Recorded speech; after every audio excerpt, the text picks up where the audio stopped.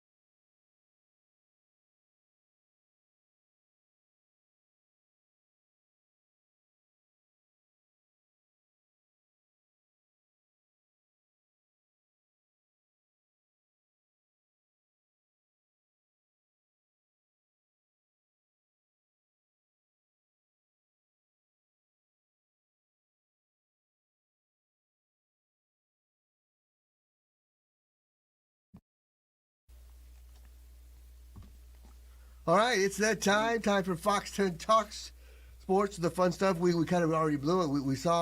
We have Mark Malerich here. Yeah, right. We also have the Megan Plain. Special guest. Yeah, Megan, welcome to the special edition now. Thank you. Fox 10 Talks Sports. How does it feel? It's good. This is exciting. Well, we got plenty to talk about, right? For example, the Cardinals coaching search.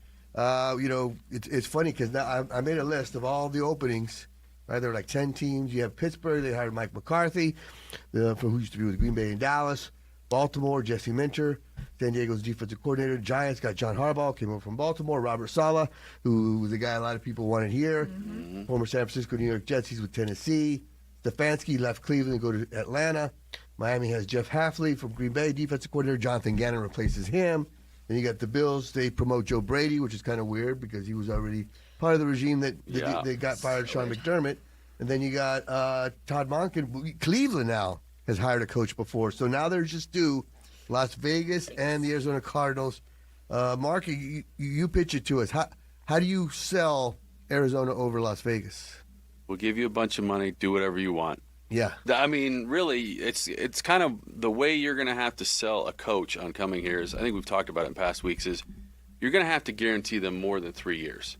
Say, we're going to guarantee you, we'll give you a 5-year deal, but we won't be able to fire you until after the 4th year. Now, you can never say a guy goes, 0-17 2 years in a row. You can't keep him, but there has to be something there. But the fact that you brought in, the LaFleur, you bring in Mike LaFleur, you have him here for 2 days, and then he's gone. He's out the door. We've seen other teams do this where the same thing happened with Robert Saleh. He was going to be with the Titans for a couple of days, and he was going to come here and interview, and the Titans said, no, you're not leaving the building. You're our coach. So I don't know. I just want the Cardinals to be decisive, and it's hard to sell your fan base on, we were decisive, this is our guy, when you're down at the last 2. Yeah. So, Megan, I mean, I think, Mike LaFleur came in town. They said he's here overnight, had dinner, and then probably got interviewed the next day. He's the offensive coordinator for the Rams. If you're him, you say, okay, I'm 38. This would be a golden opportunity to be a head coach, but if I ride out another year with the Rams, maybe something better comes along? How do you think he would approach that? I think he probably, in his best interest, would be to stay with the Rams. I think that... but these are such crazy... I know. It's 30. There's only 32 positions like this but in the world. But that's what the Chicago's guy did. He waited. Oh, Ben Johnson. Yeah, Ben Johnson. Yeah. He got offers and he waited, and look at what he did. True. He chose an organization with a quarterback. With a quarterback, an organization that was right for him, fit what he wanted to build, and he took that team to the playoffs. And in his division with the Lions. Yeah. Mm-hmm. So, it's not unheard of for someone, like LaFleur to come from the Rams here. But again, it's like you're a team that was in the NFC Championship. You're the offensive coordinator for it. Who knows? Sean McVay, there's always been talk about, how long does he want to do this? He's still a young guy. Yeah. Right. But if he were to ever say, you know what, I'm just tired, I don't want to do this anymore, and you could get promoted, just handed the job, a la Joe Brady, but in a different fashion, I mean, maybe you do that. But to be able to pick a better organization 2 years from now, 3 years from now, with a stronger resume, I think, to your point, that's probably what you would want to do. Mm-hmm. And I don't want to say that taking a head coaching job here is career suicide. Right. But, I mean, it's a little extreme. But if you're coming here knowing the track record is you got 3 years, you're going to get fired. Yeah. You're already projecting your resume. Mm-hmm. Unless you believe. Be happy as a Cardinal fan with Vance Joseph. No. No. I don't think so. No. You know, well, I mean, he did a great job as a defensive coordinator with the Broncos. You know, one of the top defenses in the league. You need defense, especially in this division. So, you know, he's been here before. He knows what it's like. He knows, you know, what the upper management is like, at least. Well, it's similar to that, but we talked about it today in our little meeting today, is Ron Rivera. That name came up out of nowhere. And it's funny, just to kind of give you guys a little insight, we had a little sports meeting today, and we brought up the whole Ron Rivera thing, and we're all just kind of, Within 7 minutes, we had talked ourselves into Ron Rivera being the head coach because he's been a 2-time head coach of the year. Right. He's coached at 2 different franchises, success with the Panthers, not as much with the Commanders, and you were there around that time, and they were just kind of a dysfunctional organization. Anyway, but he's a guy that can stand up in front of the room as a 64-year-old guy, a la Bruce Arians, and be like, I know what I'm doing. This is what we're going to do, and let's do it. And he's won before. I mean, he took the Carolina Panthers to the Super Bowl, beating the Arizona Cardinals on the way. That's right. You know, and so it's kind of interesting. But he's been out for a while, hasn't coached in 2023. He's with Cal. But I would imagine, you know, a third opportunity to be a head coach is something that a lot of guys would jump at. But who knows, you know? Does Ron Rivera like what he has over there in Cal? I'm sure he'd like to come back to the NFL, but you covered him, right? In Washington? Yeah, there was some good there with him. With that Heineke-led team, he took them to that wild card round of the playoffs. There was, of course, he had health problems there in Washington. He would, in the middle of the game, go and get an IV done. Oh, really? Yeah, it was. That. Wow. So it was to see him handle adversity like that and still be able to lead the guys. Like, that says a lot. It does. So I don't think it's an awful option. That's why seeing him there, I think I would take him over Vance Joseph for sure. Right. But yeah, I mean, he brings, you know, been there, done that, even though the results as a whole over his head coaching career haven't been, you know, anything spectacular. He's been in the role, so he knows the way to go about the day-to-day process and hiring guys. And then he's someone that players are going to respect, right? Not only because of that experience, but look at what he was like as a player, the team he played for. So it's not a bad option. Right. Not a bad. And you say been there, done that. You were there last night with the Phoenix Suns. And that got interesting, especially towards the end. Spicy. The boys, really boys, but Escalated quickly. But man, you know, shorthanded, no Colin Gillespie, you know, no Devin Booker, no Jalen Green, but Mark Williams and Dylan Brooks, a nice 1-2 punch. Yeah, right. Mark Williams, in practice that morning in the shoot-around, head coach Jordan Ott said, we need to find ways to get Mark Williams more involved. That was the message that day, and man, did they listen to that right away, right? He went out and stepped up when they needed it with the injuries. And Dylan Brooks, that poor guy, can't avoid fouls. Oh my gosh, they just go after him. They see Brooks, foul. Yeah. But I mean, yeah, not a bad little duo there when you have a lot of your main guys out. And one of the technical fouls got rescinded Yes. It today, did. so he's down to 14. I think the max is 16 that you can have before you get suspended a game. But it's funny, Mark, because you know before the season started, the Suns were really high on Mark Williams. We were like, the guy that didn't pass the physical with the Lakers, but man, he's turned out to be a pleasant surprise. Well, and it's interesting you say that because I was listening to Arizona Sports this morning, and I can't remember which show it was, but they were joking that Jalen Green has never been hurt. Yeah. Has played every game, and he's the one that's hurt. Didn't miss a and game Mark before Williams coming is here. the guy who you're going to have on That's load true. management and is going to get hurt all the time, and he's the one that's playing all the time. Right? Yeah. So it's almost like a swap, but it's nice as a Suns fan to see a big man who plays like a big man. And I know Laker fans right now are pulling their hair out watching DeAndre Ayton play because he's just soft. There was a play the other night where Doncic threw him an alley-oop. He went up and then he finger rolled it and it spun around the rim and off, and they're just like this. And we're like, hey, we know. Yeah. But to have a guy like that you can throw it into, can go get a bucket and anchor the defense. I mean, it's nice to have him and have Dylan Brooks and to have just dudes. You got dudes now. Yeah. And then and guys that, like, when they're hurt, like Boye last night, he reminds me of Elliot Perry. And somebody said today Barbosa. Right. A guy that you just stick in there and he's just full energy. And it helps bring everybody else up. But the fact that they're winning with no Colin Gillespie, no Jalen Green, no Booker last night. Granted, it is the Nets. Right. You know, this week they got the Pistons tomorrow, Clippers Sunday, and the Clippers are rolling right now. So we'll see how they do. And it was nice to see Grayson Allen kind of right the ship towards the end there when they needed those big buckets. And he's just some nice little, up and under moves. Yeah, he can be so reliable. It's him and Royce O'Neal for me, especially like when you're in late game scenarios. They've been there, done that. Like they have a poise to them. I think that is really valuable. So those two guys, when you have them coming off the bench when this team's healthy, it's nice to have them back there, right? Especially when you have guys like Green or Devin Booker who are going to be double teamed. Right. Those guys. If we get the ball, then we still have a very good chance. Yeah. If they get an open look, that we're going to score. And the great thing is, you're going to get the effort by all 12 guys. Yes. No matter who's on the court, they're willing to dive, they're willing to set picks, they're willing to do whatever it takes to get the. I mean, Ryan Dunn also four steals, 9 points. Mm-hmm. It's a major difference from last year, Mark, especially when you see the effort on both ends of the floor. Not only that, and you're saying both ends of the floor, they hustle back on defense. Yeah. If a ball gets stolen or it's a transition bucket, it's a 2-on-1, they all get back and they fill those passing lanes so that other teams can't get easy buckets. So now you've got to run your half-court offense, and like you said, they're everywhere. And just the effort they play with, and I almost think it's a lot easier to play the way they are now, almost like you're playing with house money. You weren't expected to be any good. You're winning. You're going to win more than was projected. You have all these injuries. So the guys that are playing, it's like, it's fine. I got my opportunity. I'm going to make the most of it, and they're winning. It's great. Yeah, and like you said, you mentioned Bouye, they're developing players. You got guys that are playing in the G League. Common Malerich and Rashid Fleming, they played in the same day. I saw that. So that's pretty. And they asked them like, hey, how you feel afterwards? They're like, hey, this is kind of fun. They're teenagers. When you're young, Yeah, right. But it's cool to see these guys be willing to do that kind of stuff to help the team and get better at the same time in any way they can. Well, and Malerich, if he continues to develop and as healthy as Richards is, does that make Mark Williams, does that make Nick Richards expendable now with the trade deadline coming up? I mean, I think if you're going to do anything, that's probably the only piece you would do. I don't think you touch this thing. You do not do Yeah. I think you don't shake anything up. Right. Yeah. If you could get some depth down low and some size, you need to think about that or at least consider it. But if it's not broke, don't fix it. Yeah. Right. And it's funny because you said the trade deadline is coming up. We got all kinds of things coming up. We got the Super Bowl coming up. We got the Waste Management Open coming up. We got spring training coming up. Yes. About that. We're going to be coming up after a quick break, and we're going to talk about golf. We also have to talk about the U of A basketball team. Oh, they're tremendous. They look really good. Yeah. I haven't seen them look this good in a long, long time. So much more coming up after the break. Hope you guys keep watching because we are going to keep talking. We'll be right back after a quick break.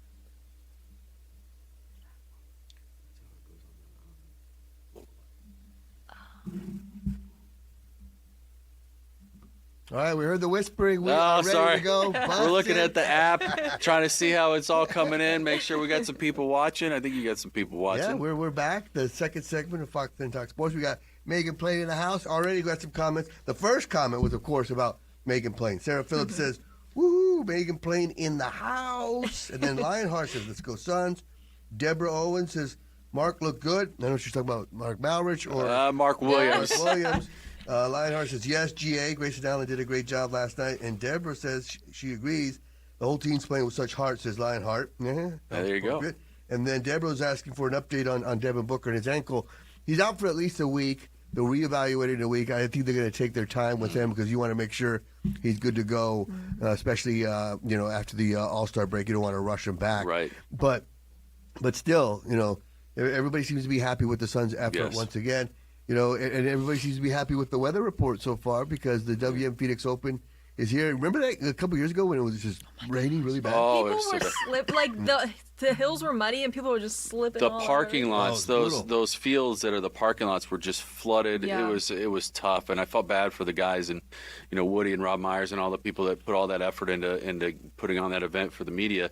Just that they had to give us all these different updates and put out tweets and tell people where to go and park, and it just became a headache. But yeah, so if they're going to have Chamber of Commerce weather, that's going to be great this year. You got to play the course. I did. Right? What do you think about the course? How does it look? I mean, it's beautiful, and I think it's funny. I was actually talking to a guy who's played there before too, and he's like, the course really isn't that hard. And I'm like, what? I'm like, for me, a 440-yard par 4 is a little rough. I mean, even with a good driver, you got to still have a pretty good poke in, but they're growing the rough a little longer than I've noticed before.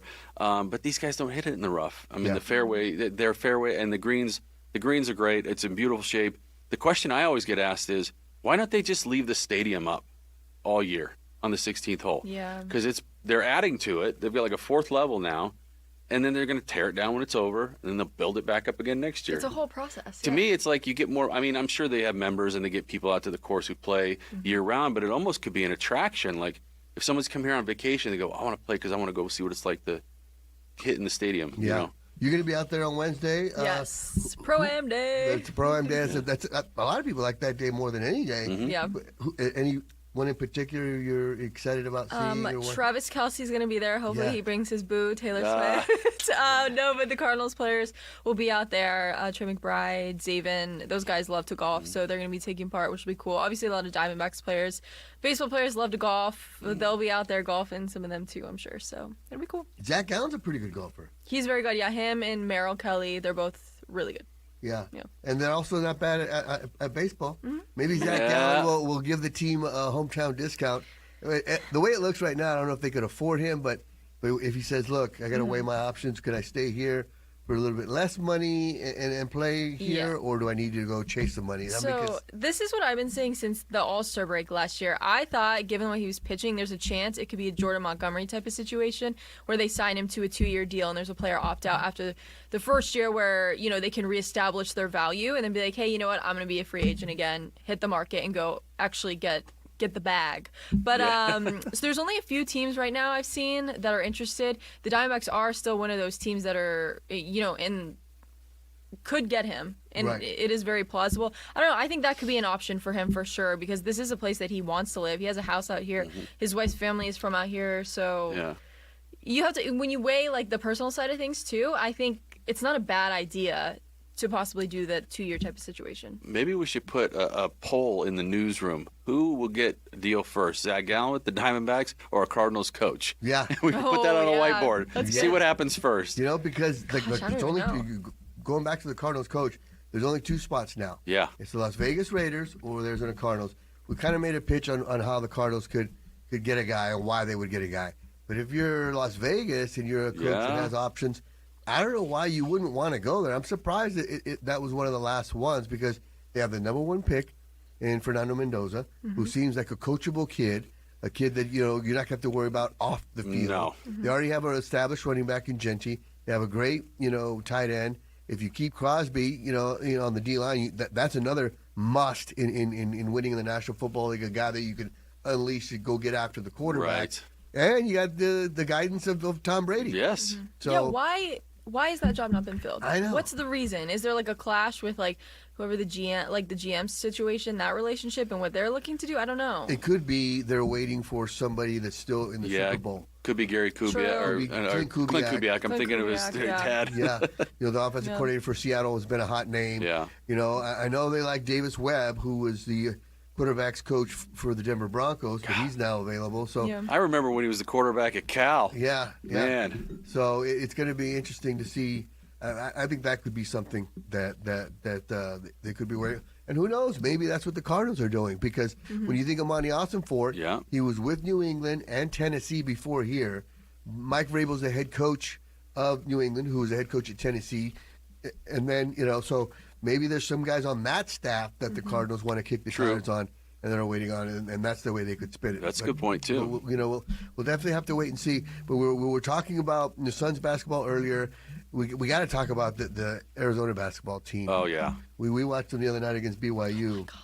Yeah. It's unreal. Yeah. They look nearly perfect. They're unstoppable. Obviously, that BYU game, things got a little rough there at the end. Things they need to clean up. But, just the easy, throw from half court for the alley-oop. They're just chucking it around like it's nothing. The freshmen are amazing on the team, led by Koa Pete. But some of the guard play. Braden Burry's kid. Yeah. U of A traditionally back in the Lou Olson days was a very good guard school. Mike Bibby, Miles Simon, Jason Gardner, things like that. Gilbert Arenas played there. Like that has this feel.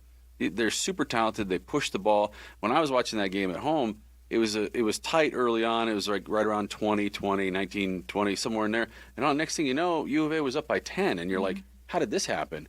And they just stack buckets and buckets and get stops. But if Tommy Lloyd's going to win a title or get to a Final Four, which I think they have to at least do this year, this is the year. And they have like you said, they have a good mix of guards, younger players, freshmen. They have three of them that are dynamite. Koa Pete being one of them, Burry's the other. But then they have the veteran point guard, the senior Bradley. Then they have some size. Yeah. They have guards, so they're a well-rounded team. Well, they got the European guys that can play. And it's funny because 1 minute it'll be a close game, and all of a sudden they'll just crank it up a notch. They get a couple steals, a couple quick layups. You're like, whoa, they're up 7. Yeah. Like that. Yep. And then they hit a 3 or 2 like it's 13, and you're like, wow. And they're not really a big 3-point shooting team, right? But because they push and they get a lot of fast break points. And that's my only thing is when you get to tournament time, the game slows down, the TV timeouts, the momentum gets interrupted. So if they're going on a run, can they make those 4 or 5 minute runs more like 2 or 3 minute runs? Because that's all you really get in between timeouts and whatnot. It seems like every 4 minutes there's either a TV timeout or a team is falling behind. They call a timeout. So if they can handle that, then they're going to be just fine. And both of you guys are Sun Devils. Mm-hmm. Yeah. So I know it's hard to talk about the U of A doing well in basketball, even though we're kind of used to it. Yeah. But you guys know what the U of A ASU rivalry is like. We've got the women's teams going at each other tonight. Yeah. Well, those highlights tonight on Fox 10.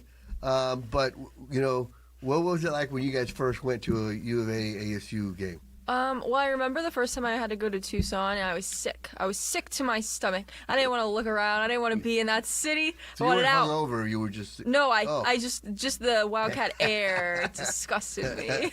Well, so when I was in the band back in the day, the Jake Plummer year when we went down there and beat U of A and the Keith Poole touchdown right in Chris McAllister's face. Yeah. Little kids flipping you off. Wow. And then They fans weren't saying, hey, you're number one. No, fans throwing drinks at you and stuff. And back then, the band uniform, we had a cape, and the cape was like a silk cape or whatever. And they're like, you cannot get it stained; it will not come out. And people are throwing sodas at us and stuff, and we're just like, freaking out. But that's how bitter the rivalry was. And it's like, even that one year. Well, it was that year where, Tommy thought that ASU got kind of cheap shot at a U of A guy at the end of the game, and Tommy and Bruce Snyder got into it at midfield at the end, and Tommy was like, if that guy plays in the Rose Bowl, and he just started going at him, and I'm like, man, this is intense, and I'm like, this is awesome. Yeah. We got a question from Lionheart. Lionheart says, do you think Koa Pete will declare for the draft like Cooper Flagg did? I have a feeling he's a one-and-done guy. He's so polished. Like, he looks like Tobias Harris already, and Tobias Harris has been in the NBA for probably 6 or 7 years, but he's a guy that looks like he's just a pro. And I could see him, and you talked about Mendoza earlier, about being a good kid. Him going to Perry High School, then going on to U of A. He just seems to do everything the right way. You never hear about him getting in any trouble. He's not on social media goofing around or doing it. He's very serious about his work. I could see him being a top 5, top 10 pick in the NBA draft for sure. Yeah. Because he does. He has so much to his game, Yeah. right? He's a good passer for a guy his size too. And what's with the water there in Gilbert? You got Brock Purdy, and then you got this guy. Yep, and hopefully Reese Malerich one day because she's going to Perry next year. Yeah, the Perry Pumas getting it done. Elm ELMI. He says Cardinals are garbage. They need to change a lot of things.